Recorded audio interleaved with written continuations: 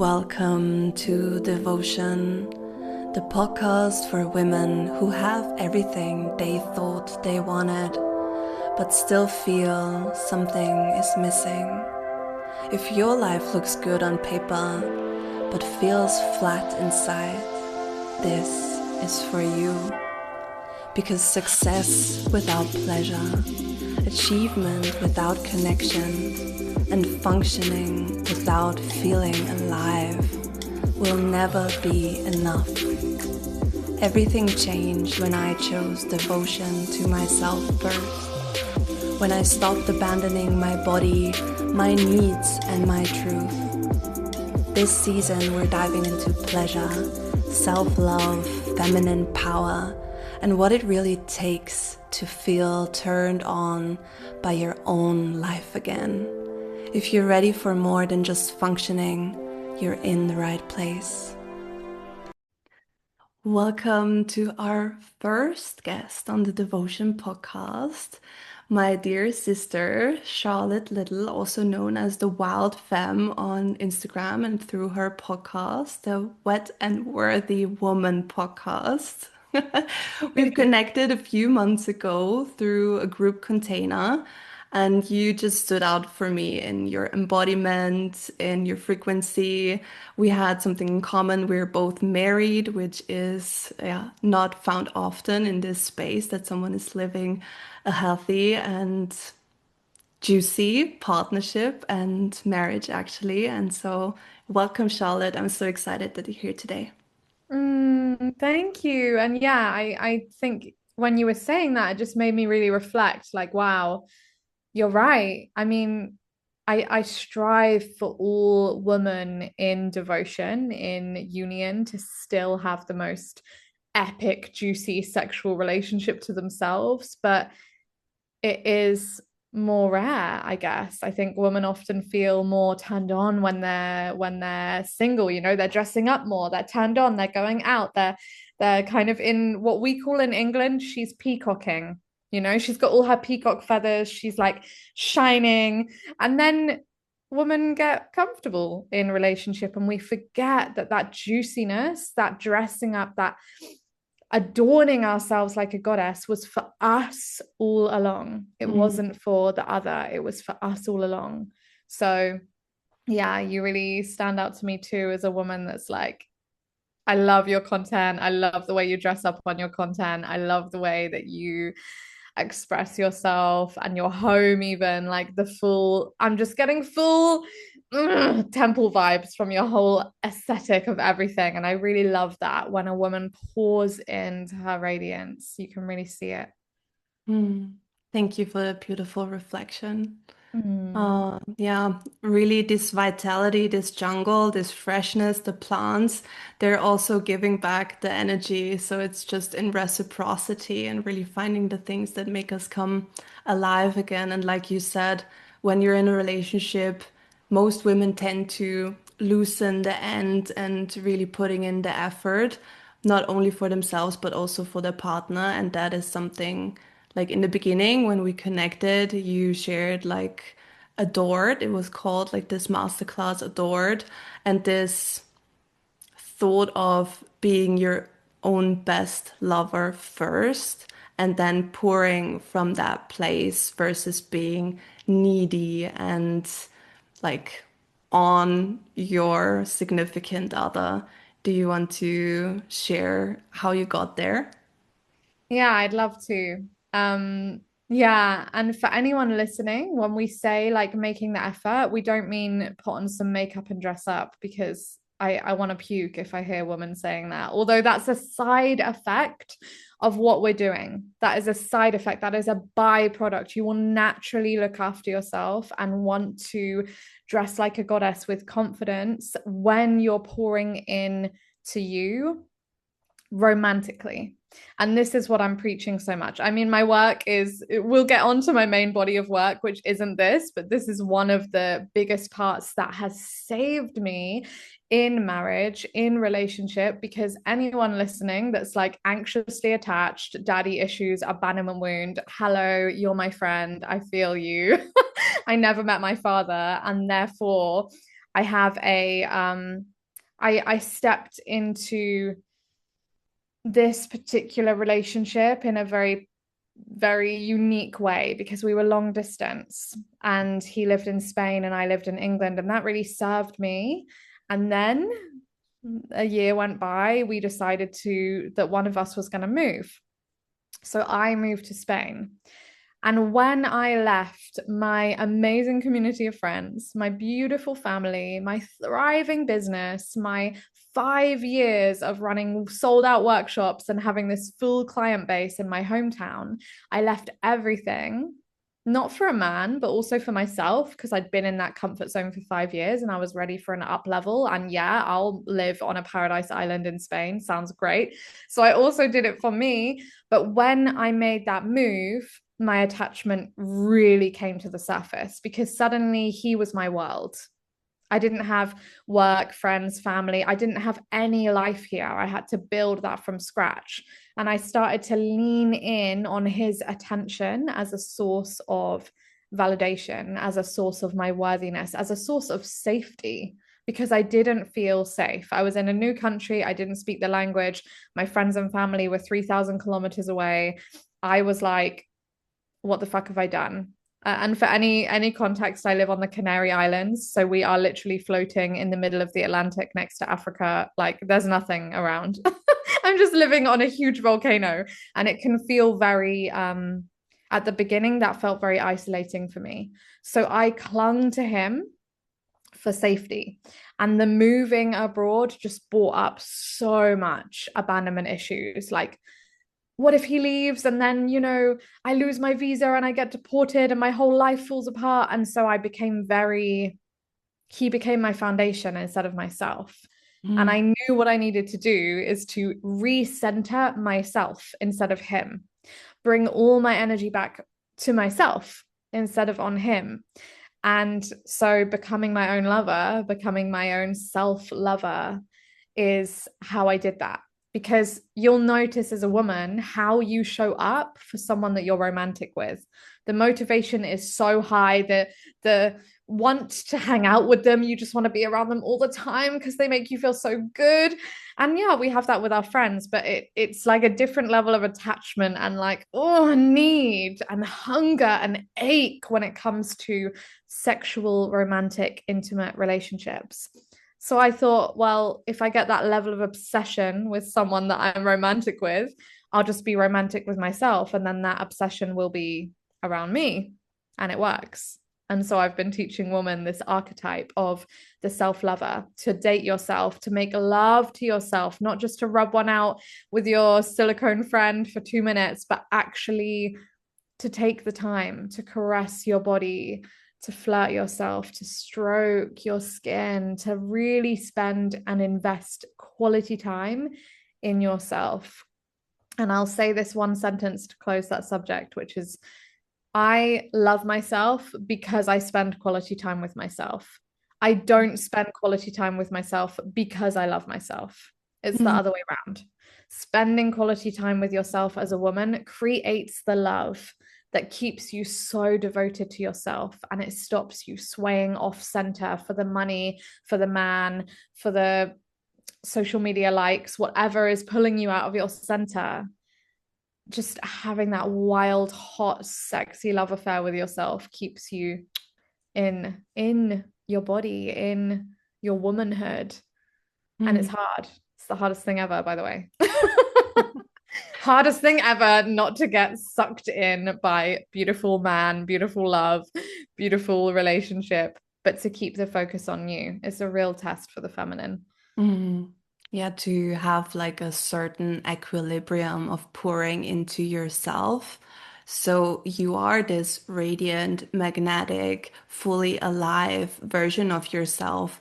And that is what the man wants to feel. And that is what seduces him when we are in our fullness, in our juicy eros and fully liberated with what we want to experience. And I think when we check in with ourselves first and when we meet or start meeting our own bodies, then it is so much easier to also communicate that with the world around us and with yeah, when you have a long-term relationship, that is what one of the key things to continue it, to grow, to explore, to experience new things together and look outside the box. And you said about your own practice. If you were a woman who has never really explored her body, who feels shame, what would you suggest to her? How should she best approach this kind of self-touch or being in ceremony and pleasure with herself? Mm. Yeah, I'm really happy you asked this because my mission, my soul mission, and my huge body of work that's helped more than 750 women is the Wet and Worthy Woman method. And it is about women really alchemizing. I don't want to say releasing because we can never release the past. It's always going to be there. We've always walked that. But you can release the shame and the fear and the pain that has been left and imprinted in your body from the past. And when I say from the past, I mean sexual trauma. And that's my main body of work, is helping women who have experienced some kind of sexual trauma to fall in love with intimacy, the bedroom, and their body again. And when I say their body, I mean your vagina mainly. I do a lot of vagina work. I do a lot of hands-on yoni massage, ceremonial, trauma-informed yoni massage to bring women back into feeling safe in the body and the bedroom. And this is my main body of work. And so it's something I'm so passionate about, and it's not easy. And when I say sexual trauma, a lot of the women listening might be like, oh, can't relate, haven't been through that. A lot of the women listening will know that very well. That's what initiated me into this work, was being followed home by someone at a beach party in India. And what followed was really my initiation into years of numbness, years of shutdown, years of disassociation, years of just thinking men just want me for sex, so I'll just perform, show up, fake it, and give them what they want so it can get over and done with. Years of that until I woke up and I realized, oh, okay, I get to have more than this. And I only realized I get to have more than this when I gave myself an epic orgasm. And I was like, oh shit, this is what I'm meant to feel. It's not meant to be numb. It's not meant to be traumatic. It's not meant to be 5 minutes. It's not meant to be me getting left behind and them just prioritizing themselves and me prioritizing their experience and wondering if he's having a good time and just completely forgetting my own needs and desires. It's not meant to be any of that. But I could only wake up to that after I met my own body. Because, like you said, we set the standard to then inform our partners, our lovers. This is what my body needs. Oh, can we slow down? And so, if you're listening and you're thinking, no, I can't relate to sexual trauma, trauma can build up in the tissues of our feminine anatomy because we don't know what arousal feels like to us, because we're so used to someone just coming in straight away, just entering immediately, or us just not giving our body a warm up, but just going down and rubbing one out to get what we need from her, when actually this too much, too soon, too fast creates micro tears in the tissue of our anatomy, which builds up into numbness, which means that we disassociate, we come up into our minds because we can't focus on what's going down there because it feels painful most of the time because we're not aroused enough. So this is about women really having the courage to take up that space and ask for what they need so that we're not getting these micro tears, so that we're not being entered before we're ready, so that we're actually in control of what our body receives. So if someone's never connected to their pussy before, hello, welcome. She is your homecoming and it's going to be incredible. But of course you have to go gently because there's a gold mine, there's lifetimes of trauma, shame, complete avoidance, disconnect, ignoring her, all these things that are just waiting there to be felt. So that woman is like, well, if I connect with her, I'm going to feel all of these years of pain. So we take it slow. The Mm. first way that I would ask any woman to start connecting is with your breath. And that sounds boring as fuck, but if you just do it with me for a second, you're going to feel amazing. We've forgotten as humans that our breath used to expand our diaphragm and massage our pelvic bowl. So our juicy pelvic bowl, our feminine anatomy was always opening with every inhale. So she was always kind of slightly aroused. Like you can really make love to your breath. But we've got so used to breathing short and slow and fast in our everyday life that we never get that pelvic diaphragm massage from our breath. And the pelvis tightens, really tightens. Like most women are coming to me and saying, my pelvic floor is just locked, Mm. like locked. And there is no floor, by the way. That's a myth. She is a bowl. There's no fucking floor in there. Okay. So that bowl is holding a lot of tension. So if you just take a big, big, big, big breath in for me, and if everyone now breathes in through the nose, you will feel, if you're sitting on a chair, you'll feel your pussy start to expand into that chair. If you breathe down into your lower belly, you breathe in so much that you're breathing it purposefully, intentionally down into in between your hips. The pussy expands and opens towards the chair. And then on your exhale, she slowly lifts back up. And that is the breath that if you just start doing that before you self pleasure, before you make love, everything will already shift just from that tiny bit of awareness. So, yeah, this is really the first step for anyone that feels like, oh, it's too scary. I can't possibly touch her. She's gross. She's disgusting. Just breathe with her. And Mm. she will tell you exactly who she is and what she needs. And soon you'll be best friends. I have no doubt.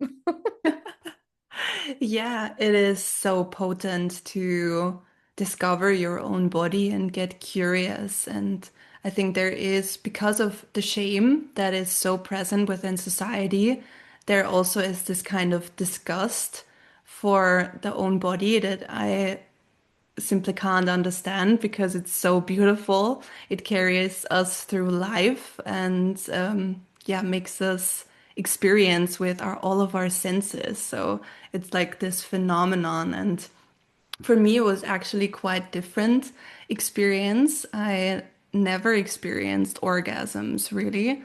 Until a friend of mine gave me a little tip on how to pleasure myself, and that was like really quick and easy and with like a little toy.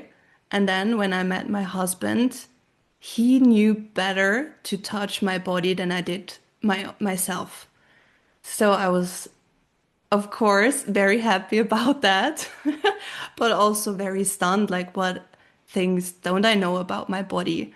And it made me get really curious to explore that, to deepen our intimacy. And when the first part of this exploration came to a close, I was like, I want to go deeper. I want to see how creative can I get, and was starting to write my own sensual meditation journeys and exploring like some fantasies I had within the relationship and all the things that were deemed like forbidden or unaccepted. I finally got to live everything out in these meditation journeys because it was so hard to even take the time to go and be with myself for 30 minutes. And I thought, okay, I need this kind of guidance to keep me in this sensation, to turn on some music, to make it like a ceremony with myself. And like you said in the beginning, to be my own best lover.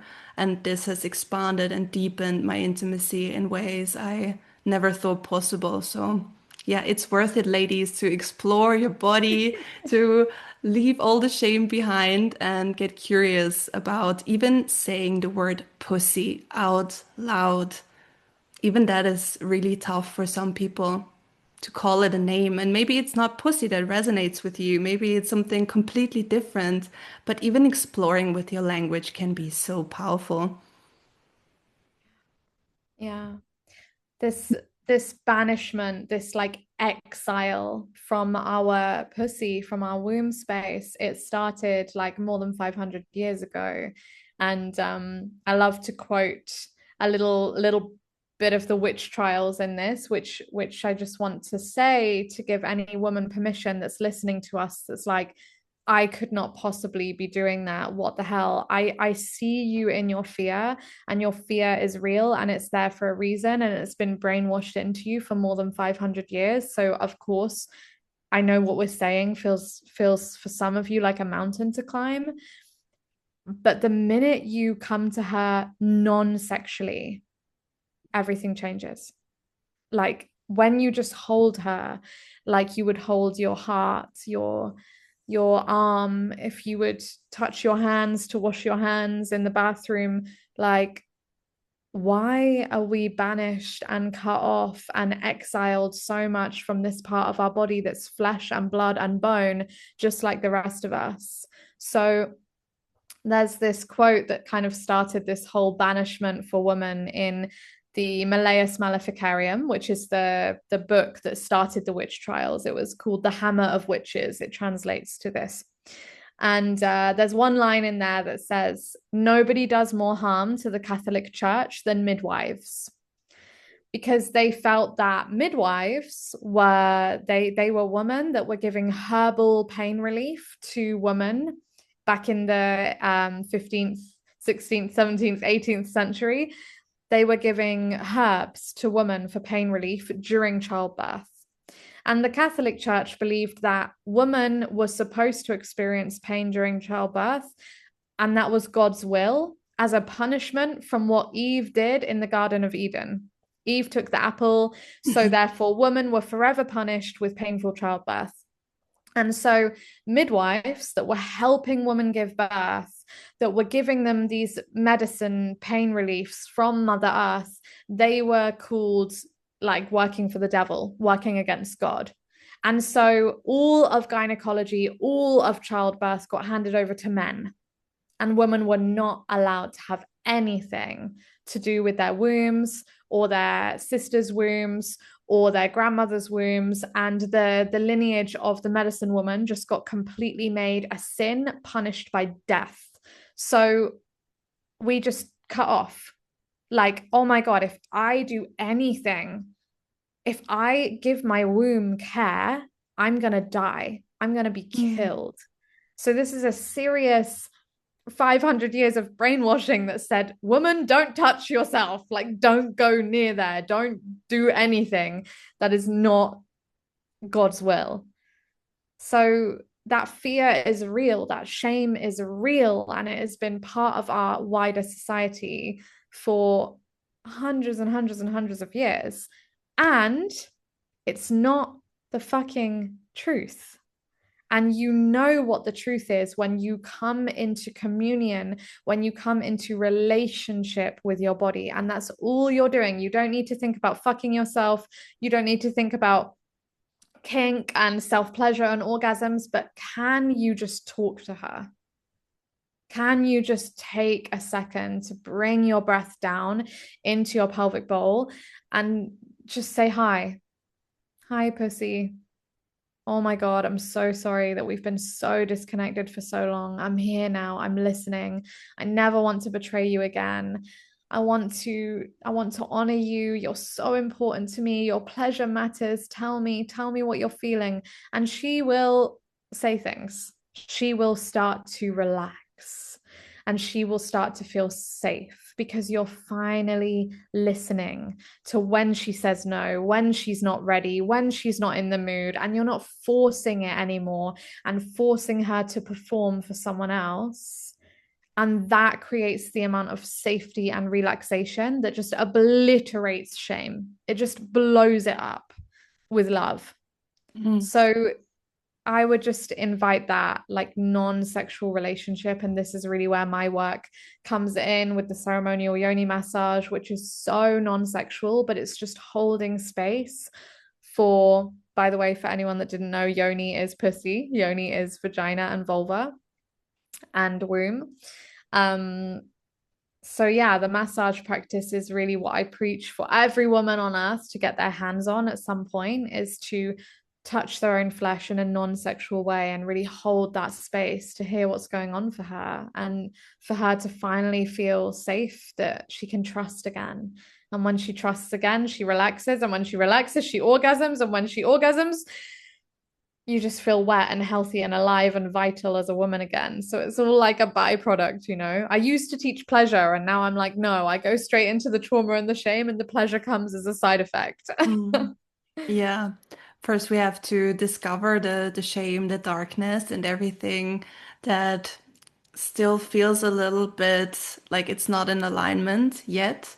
To, like you said, build this self-confidence and also get to know your body and the signals of your body, because in our society, we're so focused on the mind, on the thoughts that are actually not our own, but just a program that is running.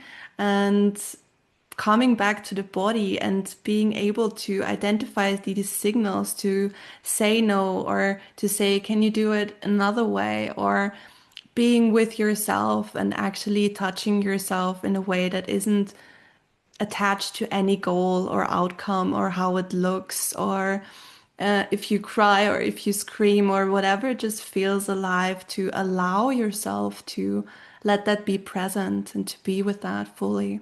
If you say yoni massage or yoni practitioner training and it's non-sexual, I guess many women just like me do not have like an image of what this looks like. You said you work outside the yoni, you also work inside the body. How can a woman imagine this work that you're doing?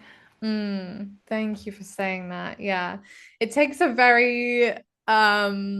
very beautifully rare type of woman to be like, yes, I'll lie in front of you naked and you can worship the part of me that's never felt worshipped and never felt safe. But I've delivered this yoni massage, my unique hybrid method of it, which is specifically around holding space for trauma and shame and letting that alchemize and turn into love. I've held this for more than 75 women now, and like every single woman that's walked in has left and her sex life has completely transformed, because she finally understands what it's like to embody the safety, the consent, the permission, the slowing down that she never ever got in the bedroom. So the practice is not really a massage, although we call it massage because people just understand it better, but it's actually known as a form of body work. You might have also heard it be called de-armoring and yoni mapping. So there's yoni de-armoring, there's yoni mapping, there's yoni massage, and I'm combining all of them because I've done several trainings and kind of wrap all of them together in my unique method. So the method is really that there's specific trigger points, which are also the same in acupuncture, obviously not internally inside the vagina, but acupuncture also visit outside around the pubic area and around the vulva. And these particular pressure points, they hold on to stuck emotions, things that our body remembers that our mind has shut away, things that our mind has processed, because so many women come to me after years of therapy working on a sexual trauma and they're still struggling with it because they've just been processing it in their mind and they've never processed it in their physical body, in the scene of the crime where the violation and the betrayal and the trauma actually took place. And when you hold it there, everything just clicks into place. Like it's usually the last piece of the puzzle for women to do all the mental work, all the energy work, to do the Reiki and the healing and the yoga and the sound baths and the therapy and the woman circles. And there's one more piece fucking missing for 99% of the spiritual conscious women walking their path. And that is the physical tissues of the body that still remember what they've been through. So when we touch that, something can finally process and integrate that wasn't able to be processed or integrated before.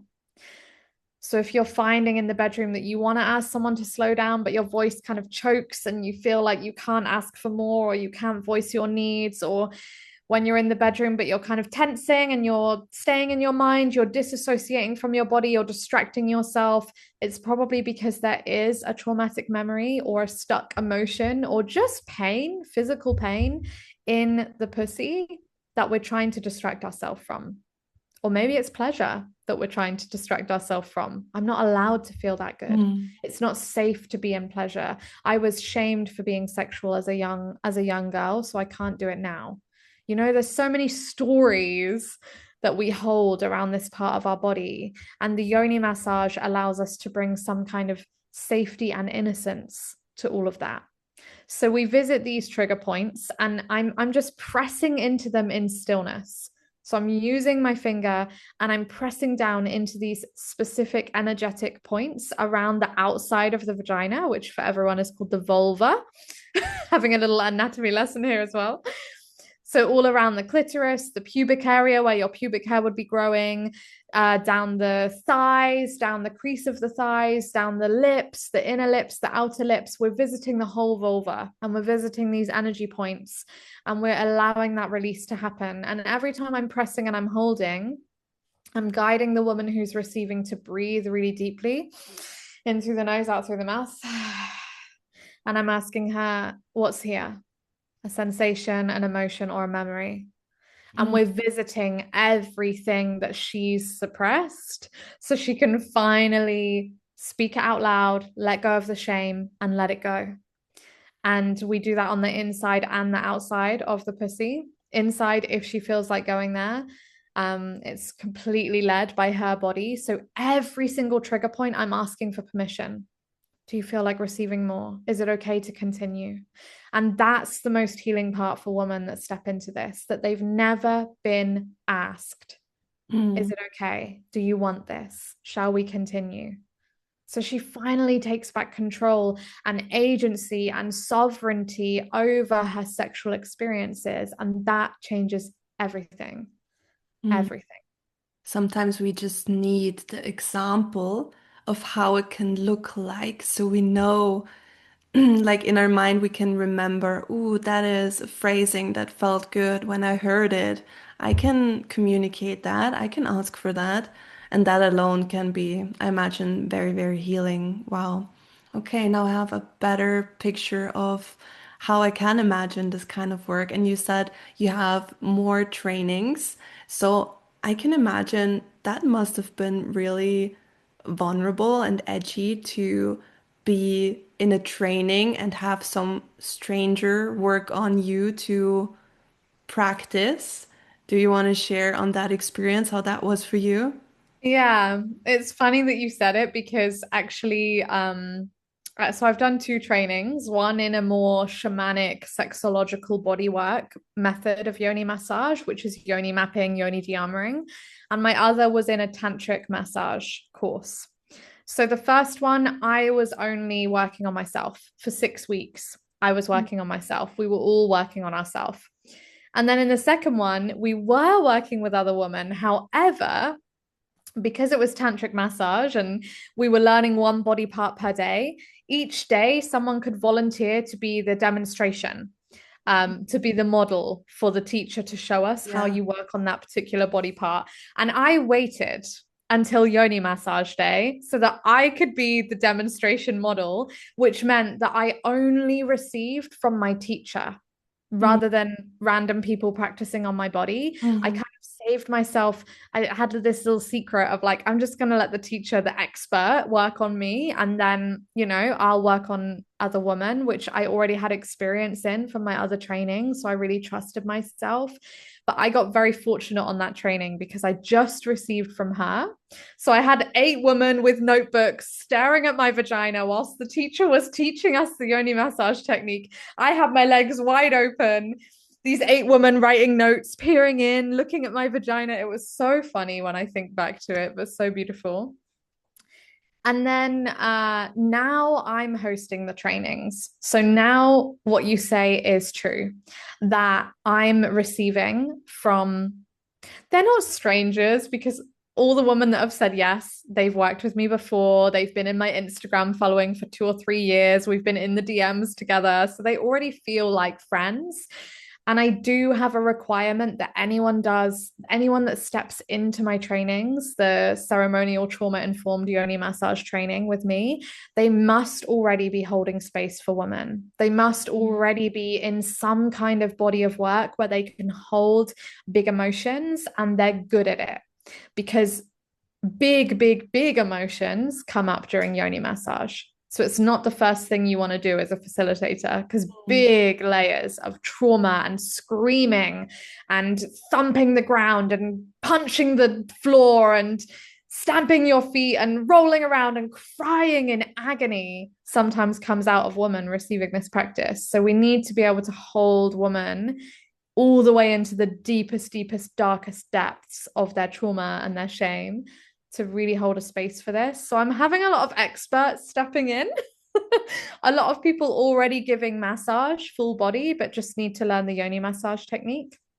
And they also do a full month of self practice on their own vagina before they come and see me. So they already know all the practice, the technique, they know everything. So I feel really safe to receive. But it has been an edge for me. I'm glad you asked because I'm really new to this. I only opened the training last month already. No, I only opened it this month, literally 3 weeks ago. 6 women have already said yes. I'm Yeah. mind blown. 2 more women this week are jumping on calls to find out information. So we're nearly sold out for the whole summer. And I have a group container coming up in Spain in November, which already one spot is full. So many women want to carry these codes. But yeah, it was really scary for me to think, am I just going to use my vagina for my work? Is she going to become like, what if I'm not in the mood to receive that? What if I want to say no, but my trainee needs to practice before she goes home and I need to give her the assessment. So she needs to put it on me so that I can feel if she's doing it right or wrong. So that was really an edge for me. But I decided that no matter what, if I honor my no and I don't want to receive internal touch, she's still learning so much from that, how Mm. to hold that no. And then we've got like a little 2 day window where if I don't feel it on one day, the next day we also have an opportunity. But yeah, it's been edgy. Also for my husband, because no one else has penetrated me since I met him. No one else has been inside my body since I met him. I was doing this practice before I met him. I did my training before I met him. So for him, he said, like, okay, I think I'm good with it, but I'm gonna move out of our house. Another woman's gonna move in and she's gonna touch your pussy. So it's very vulnerable, like Mm. on both sides. And we just both needed to feel, how does it feel in practice? And it feels very safe because it is such a sacred ritual and there is so much healing being spread. Like I can only work with one woman's body at a time, but if I can train her and she works with 100 women, then my ripple effect is going so much further than I could ever take it on my own. So for me, the mission is the most, I'm in such deep devotion and marriage to my own mission. Like my mission is also my partner. I'm in a loving romantic partnership with my work and I'm so devoted. I'm full on married to my body of work. And so I want that to thrive. I want that to rise. I want that to spread. I want this to become a normal practice that women have access to. So I offer my body. I offer my body for womankind. I offer my body for the feminine collective. And if that's what it takes, then absolutely, I'm all in. Mm. Amazing that you can, yeah, again, just check in with your husband and have these open conversations. Like, this is what I want to do. This is like my passion. This is where I want to put my energy into. And like the feedback you've received or the many women showing their interest is already testament to that being important and that being like the right path and in alignment with what you are supposed to do in that moment of time. And I think when we get this positive resonance, it feels like, yeah, okay, I can continue. I can find the energy and find the ways to navigate through the situation. But I think it's very, yeah, like you said, vulnerable if we are at certain trainings and we are learning a new skill. We are not the best in the beginning. We may not know everything, and allowing yourself to be bad at it, allowing yourself to make mistakes, to call yourself out for these mistakes and then learn from them. And I've been in a group situation in the last months where we were learning something and I was making so many mistakes and I was so hard on myself, like, oh, I made this mistake, this in the group. And then I said, yeah, but you can all learn from this when we continue this practice now. So I'm telling you what I noticed in myself so you can like make it better. And that is like such a testament of how I moved through life until now. Like we can all do it. We all can make mistakes, but the most important thing is that we own it and that we learn from it and that not just unconsciously like continue this sort of pattern, but really finding that confidence in a training or even when we open up to other humans can be really tough to find that place within ourselves to say, okay, I'm really opening all the way, no matter if it's our pussy or our hearts. So it's the same thing. Yeah. Yeah, Yeah. I'm so glad you said that. The heart, I was, because part of the yoni massage training, we do breast massage because in Tantra, it's so believed that the woman's heart needs to be open for her pussy to be open. So we always do breast massage. I actually do a 1 hour full body massage and breast massage before I ever even ask her, can I touch your pussy? Because that's the kind of foreplay we deserve. sure. 1 hour, thank you. But the breast massage, when I was in the training, it just struck me like we need to approach the heart the same as the yoni. Consent, safety, permission. Am I allowed to touch her? Listening to her. What are you holding? Where is the armor? Where are you shutting down? And I've been reflecting on this so much recently that we talk so much about feminine energy online in the divine feminine community and the spiritual feminine community. And we so much talk about feminine energy being this thing around doing less and receiving and being in your pleasure and softening and blah blah blah blah blah. But like actually the true feminine is the heart open, and it's the hardest thing I think I've ever done in my life. Is to like keep your heart open. And Mm. a beautiful teacher that I love called London Winters, she teaches on the subject of loving as if you've never been hurt. And that is terrifying for women because mostly our fathers betrayed us or hurt us. I never met my father. So that was betrayal number one from the masculine. But to still keep my heart wide open to potentially getting betrayed and heartbroken and stabbed in the chest again and again and again for the sake of love, that's the feminine. That's the fucking feminine. And it's like, I don't know. I haven't figured that one out yet, loves. Like, I'm doing my fucking best. I am fighting the armor and the shields, but they come up fast right before my period. Mm. I know that feeling. Yeah. Yeah. But it's funny that you mentioned like this feeling because I got a tattoo actually when I just met my husband. It was back in 2017, 2018, something. I got this tattoo and it is from my favorite poem back at that time. It's from Rupi Kaur, if I Mhm. pronounce it right, and it's like it goes something like this. What is stronger than the human heart, which shatters over and over again and still lives? And Wow. at that moment of time, I was so inspired by these lines because I was like I'm a hopeless romantic. I'm like, give me that soulmate, give me that deep connection. I want everything or nothing at all. And I was so heartbroken in the months before I met my husband. And then it was just in alignment with, oh, I met someone who feels so different, who feels like I'm remembering something. Like he is Mm. really my twin flame connection. He just understands me, he gets me. We have been on the same path in life with so many like main things in our timelines that just align with the same ages we have been. And like we've both finished again with school in 2013, and 13 is like our favorite number.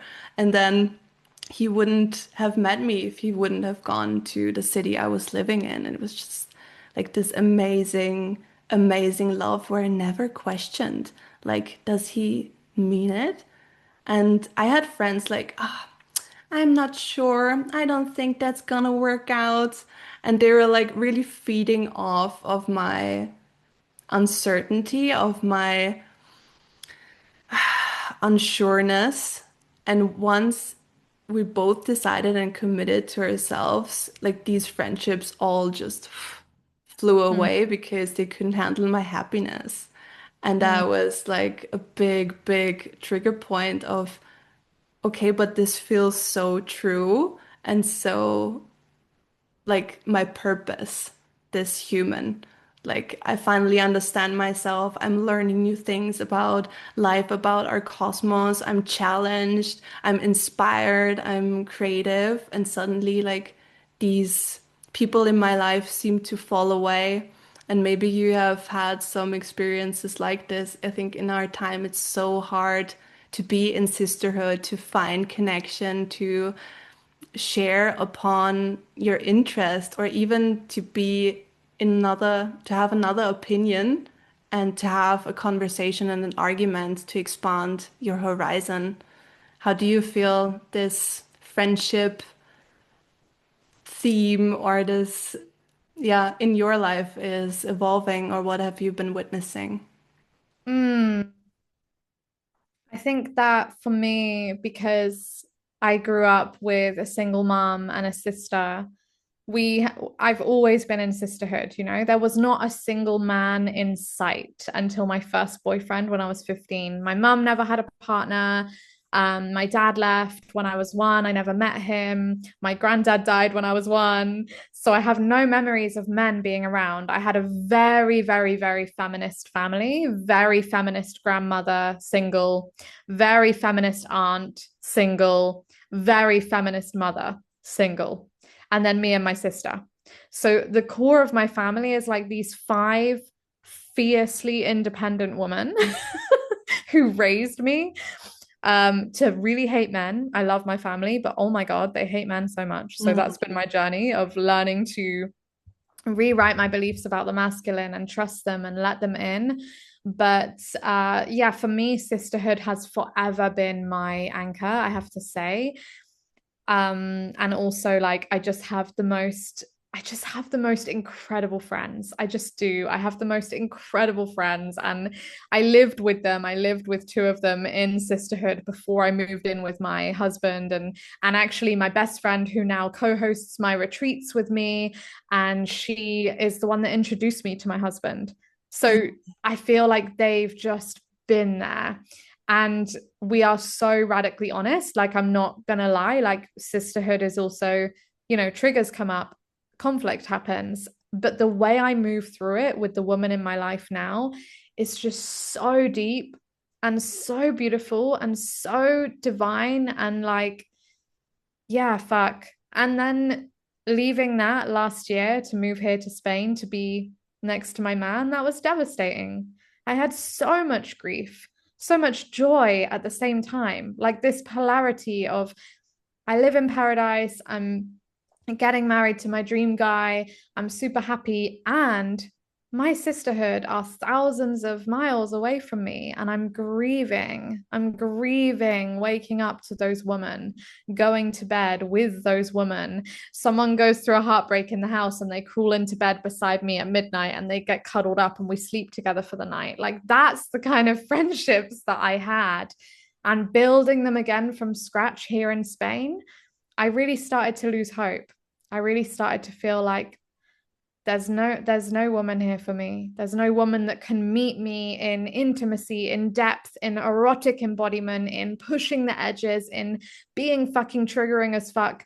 But because I refuse to dim myself around other women, I only call in that type of woman. Mm. And because I'm leading these spaces, I'm very publicly seen in my community doing what I do and being the woman I am right now in this conversation. Mm. So I'm only attracting towards me women that can meet me there. And I have the most amazing sisterhood in Spain now. And it's happened in 1 year. And I got told by everyone 3 years, if you move abroad and you have to build friendships, like it's going to take 3 years. In 1 year, I can safely say I have epic sisterhood here who I can cuddle on the sofa with, who just like last weekend, one of them led a private breathwork ceremony for me and my husband. You Mm. know, like these are my sisters. They're coming in and they're serving my union and they're showing up for my union. And like one of them is running a retreat in the summer about and she wants to bring in men, divine men, to help the woman on her retreat feel safe around men. And she asked me if my husband could join. And like this is the kind of sisterhood that I'm surrounded by. So yes, I have amazing sisters around me, and I don't find it hard to share that with women. But like you said, there was a season of shedding. You know, there was a season where I did go from yoga teacher to sexuality mentor, giving yoni massage, where a lot of the old friendships started to fall away. Um, but it really happened, like I never looked back. You know, it's like you said, you have this purpose, and for you it's perhaps tied into this union, and for me it was before I met my husband that this kind of friendship shedding was happening. So for me it was around my business. I was choosing this work and the women that were triggered by it just disappeared. Even I was a godmother to one of her children, you know, a good friend of mine, a good sister that's not in my life anymore. I was the godmother of her child. I was there at the christening. I was there during her first divorce. I was the only witness at her second wedding. Like we were close. I was big parts of her life and she just disappeared at some point. And I can only assume it's because of the work that I was doing, that was really too much. So yes, I also know the loss, but like when your purpose is right there, your destiny is right there, like you don't look back. You're shedding, you're up leveling. We are Shakti, we are the snake, we are shedding the skin, we are ever evolving, transforming. And I just really trust that what that those friendships fell away for a reason. And as I'm saying it, I'm stopping myself because I'm also like, oh, but I'm so attached to these women now, I hope they never leave me. So it's like a funny thing. But yeah, I've definitely had that season, like you said, of shedding. Hmm. Yeah, I found myself in reflection of like, what is the point that blocks away aligned friendships? Like, what could it be? I mean, I live in a place that is very off the grid in the mountains. There isn't many like yoga awareness, self-awareness, self-development, sensual work, or anything like that in my close environment, but still I saw it as a challenge of, okay, like my environment is social media because that is my purpose. That is what I'm training to share my voice and share my expression and my creative endeavors. And how can I be so myself that I only attract these women because they feel in resonance, they feel attracted to my energy, to what I'm sharing. And only from that place, those people can find me. And I think this is a really big puzzle piece that I just found not too long ago. And also tapping in the energy of, I don't want to be needy. I don't need a man to complete me. I don't need a friend to complete me. I'm like I'm sovereign. I stand for myself. I give myself everything that I need. And like I talk with my husband about anything and everything. And that has like propelled our separate evolutions, but also our partnership like to the next level when you really like I have been struggling with this and that. Do you have like input for me, or what would you say if we change the da da da da da? Are you in? Are you not in? Like talking about everything. And this is what I want to cultivate in my friendships as well. So this is why I started the podcast. Like I told you before we started the call a little bit, to bring on women that just feel in alignment and are tapped into their sensual and erotic potential. And I would Mm. love to know what makes you feel alive. Mm. Yeah, beautiful. Thank you for sharing on this. And like, I just have to share one thing on what you said, which is when you were talking about no one doing this in your town, I was like, oh my God, she's gonna thrive. She's gonna thrive. And I bet there's all these women in your town, in your tiny mountain town, that are fucking dying to talk to someone about struggling with orgasm or feeling turned off. Like they're probably dying to share it, but they just no one's talking about it, so better not. So when you're there and you're being yourself and you're walking through town in this embodiment, like wow, you're gonna really magnetize some people into their truth. And yeah, I Yes and love no, because I think they're watching me with like the distant that. reservedness of I can't put her into any box. She just looks so different. She speaks different. What is going on with her? I can't like identify what she's about. So they all look at me like that. You're the Pretty town funny. witch. Yeah, that's fine. I'm fine with that. Exactly. Yeah, it's beautiful. Yeah. And what medicine for the woman listening that probably feel the same. Yeah. Hmm. Yeah, what makes me feel alive? This has radically changed for me recently. Like, if you asked me 3 years ago, I would have said, my old favorite temple night. I used to have temple nights with myself every week, probably 3 times a week, because I lived on my own and I had loads of time and I was like, whatever. I'm not making excuses, but it's not that exciting anymore. But it used to be really exciting. And I would take a little mushroom microdose or drink some cacao, and then I would dance with my high heels on. I was a professional high heels dancer in the UK. I'm not now, but at the time I was. So I would put on my high heels. Also, turning that into a career kind of ruined the buzz for me. So now in hindsight, I'm like, oh yeah, it used to feel fun because it wasn't a job, and then it became a bit of a job and it became less fun. But I used to dance to like really sexy music and strip and then make love to myself. And I loved that as a temple night, like 1 to 3 times a week, every week, blasting the music or in my headphones. Also, like putting on a blindfold and just moving to music, not having to look a certain way. Because sexy is not an aesthetic, it is a feeling inside of you when you're like, oh my God, I feel good right now. I feel delicious. I feel alive. Like that is sexy. It's not an appearance, it's not an outfit. It's not the high heels, it's the feeling. So, putting on the blindfold is something I use a lot with my clients to really get them to tap in to what that feeling is, not what it looks like, but where does it come from? And right now, dancing is not doing it for me anymore. And I went through a lot of grief about that. Like, wow, I was the sensual embodiment person that was dancing on social media for years, and people loved that. And then I was dancing on stage, and people liked that. And now I'm like shifting massively the identity of where my aliveness comes from and how I feed that part of me. And yeah, right now it looks very different. Right now I'm doing a lot of painting and I'm doing a lot of sisterhood things. Like we have a container here on the island called we called it Ambitious Woman, and there's 8 of us that are really ambitious, running our businesses, changing people's lives. And we get together every Thursday night and we take in turns facilitating for each other so that all the facilitators here are receiving as well.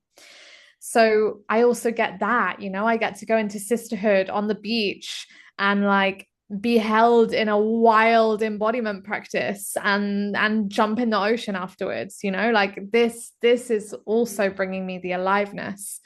I love to, yeah, buy myself roses. I love to do what the fuck I want.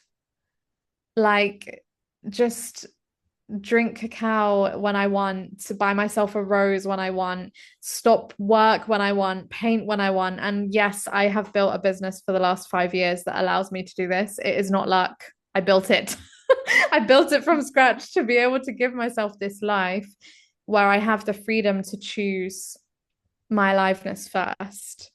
I love to self pleasure with my glass wand that looks like a tentacle. It's my favorite thing. I love to yeah, I love to worship my man's cock. That makes me feel alive. Hallelujah. Hallelujah. I Blowjobs. recently, what did you say? Sorry. Blowjobs. Oh yeah. I recently read this quote like the only job I will ever love to do is a blowjob. And I I resonated with that so deeply. I mean, I love my work. I love serving my clients, but this besides it is like 10 out of 10. And for anyone listening, I used to hate sucking cock, but then I discovered through Layla Martin, who's a huge tantric teacher in the tantra space, that you can have throat orgasms as a woman. So Hmm. I went on a mission to find my throat orgasm. I don't know if I Okay. ever found it, but what I did find is that when you put something in your mouth, and for anyone that doesn't make love to cocks, you can just use a dildo for this and it works amazing. If you put something in your mouth, it opens your cervix, it opens your pussy. Mhm. So I would just get drenched if there was something in my mouth, normally my man's cock. And I felt once your cervix opens, once you get drenched wet, you're going to feel 10 times more during sex, during Mm. intimacy. So that's why I fell in love with blowjobs. It was a very selfish reason. Because I could feel my body opening and everything dripping. And I was like, okay, now I understand. I meant to focus on me, not him, when I do this. And it got 10 times better for him and me because then I was there for like 20 minutes, half an hour, instead of being like, oh, fuck this, get it over and done with, you know? Doing it just for him takes the soul out of it. But when I'm really sensing, oh my God, I can feel myself opening. Oh my God, I'm dripping. Oh my God, I can feel it running down my thighs. When I'm so in my body whilst giving to him, whew, 10 times more sensation. So, woman, get really selfish. Yeah, and I think it's a turn on if you enjoy pleasuring the other. And Yeah. also for the one receiving, like noticing, okay, there is pleasure in giving me pleasure. Wow, that is a thrilling experience because most of us may have never experienced this. And I also love this saying, like, make love to your mouth, like Mm. really adore and worship his cock with your mouth, like you're making love to your mouth in that moment. And Oh, that is such a nice phrase to come back to the pleasure, to adoring his body and his being because he provides so much for me that I want to pleasure him in the same extent and give him as much pleasure as I possibly can. yeah. So, being in devotion to yourself, but also to the pleasure of your partner, if you are in union, is just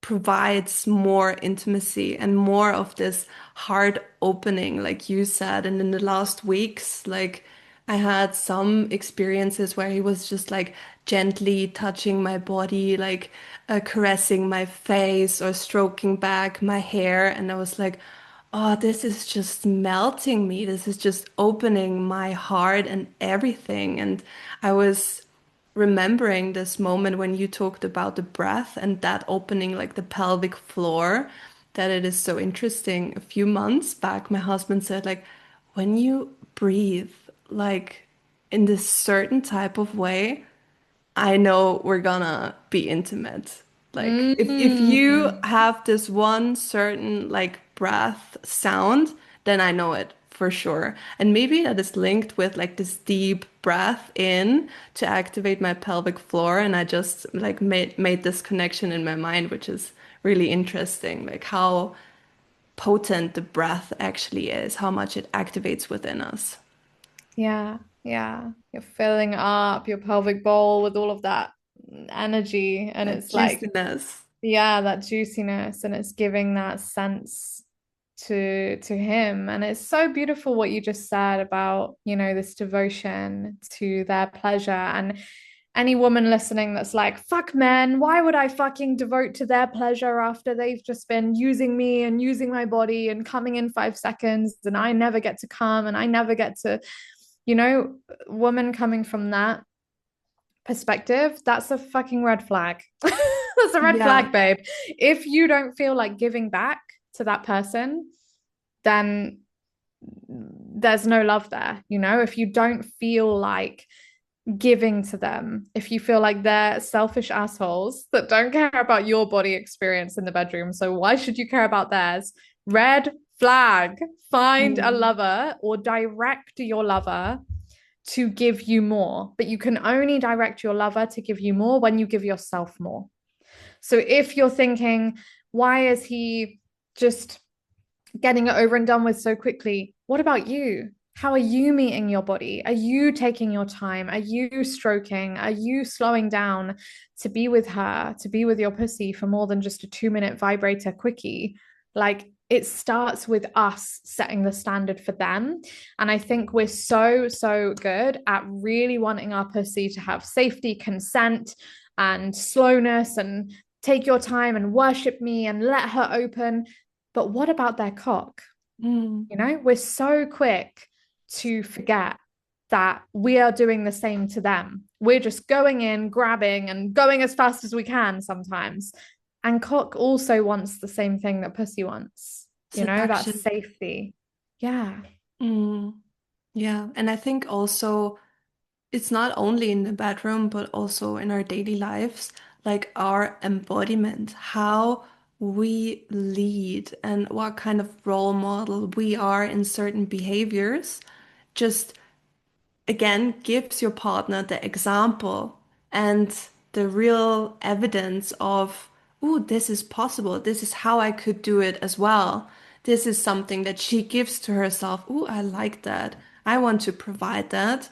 And of course, it has to be in balance and in harmony with being in reciprocity, but also sometimes giving in advance and just letting the other be inspired by your dedication, by your embodiment, by your desire to go all in for each other and for the partnership.